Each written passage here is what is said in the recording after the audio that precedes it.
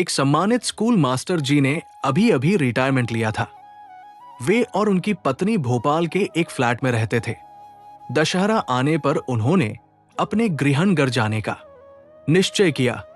रवाना होने से पहले मास्टर जी ने सोचा, हमारे रहने पर तो कोई धन नहीं है, पर अगर हमारी गैर मौजूदगी में कोई चोर घर में घुस गया तो वो बेकार में ही अलमारी तोड़ देगा, सब सामान इधर उधर फैला देगा, जबकि घर में पैसे वैसे कुछ है ही नहीं। तो घर को नुकसान से बचाने के लिए उन्होंने अलमारी का ताला खुला छोड़ा और मेज पर 1000 रू रखे और उसके पास एक चिट्ठी लिख छोड़ी, प्रिय चोर भाई, अलमारी में कोई कीमती सामान या जेवर नहीं है, इसलिए कृपया उसे न तोड़े। ये 1000 रुपए आपकी चाय नाश्ते के लिए है। अपना ख्याल रखना और घर का सामान खराब मत करना। मास्टर जी और उनकी पत्नी निश्चिंत होकर दशहरा मनाने अपने गांव चले गए। 10 दिन बाद जब वे भोपाल वापस आए तो उन्होंने देखा कि घर का दरवाजा वैसे ही लगा था जैसे वे छोड़ कर गए थे। मास्टर जी घबराते हुए अंदर घुसे कि पता नहीं क्या हाल होगा, लेकिन अंदर का नजारा देखकर वे दंग रह गए।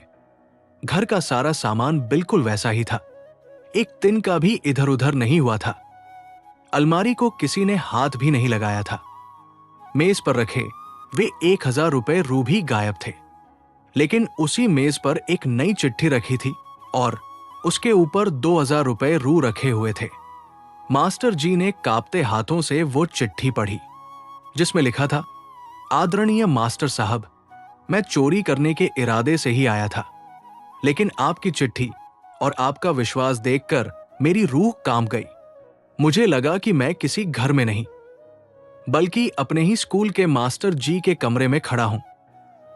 आपने रू मेरे नाश्ते के लिए रखे थे, पर मुझे लगा कि एक रिटायर मास्टर साहब के पास वैसे ही पैसों की तंगी होगी, तभी तो उन्होंने सिर्फ 1000 रुपए रू रखे। इसलिए मैं अपनी पिछली चोरी की कमाई में से 2000 रुपए रू आपके लिए छोड़कर जा रहा हूं।